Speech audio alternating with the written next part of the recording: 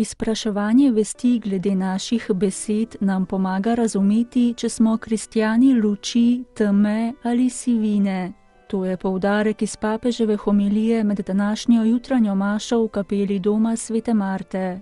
Apostol Pavel v pismu Efežanom kristjane vabi, da bi se obnašali kot otroci luči in ne kot otroci teme, ter ima na ta način zanje katehezo o besedah.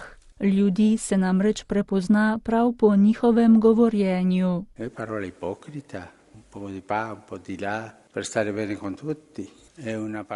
Je naša beseda hinavska, malo tukaj, malo tam, tako da se dobro razumemo z vsemi, je prazna, brez vsebine, polna praznine.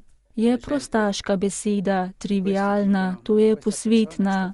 Je umazana in nespodobna beseda.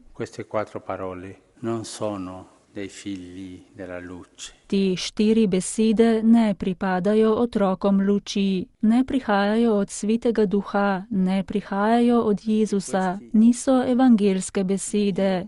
Ta način govorjenja, vedno govoriti o umazanih stvarih, posvetnosti, praznini, govoriti hinavsko, to je način govorjenja otrok teme.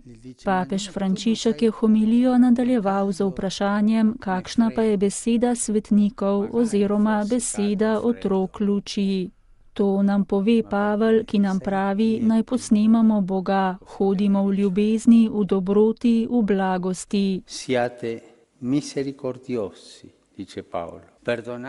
Bodite usmiljeni, reče Pavel, drug drugemu odpuščajte, kakor je tudi vam Bog odpustil v Kristusu. Posnemajte torej Boga in hodite v ljubezni, hodite v usmiljenju, v odpuščanju, v dobrosrčnosti. To je beseda otroka luči.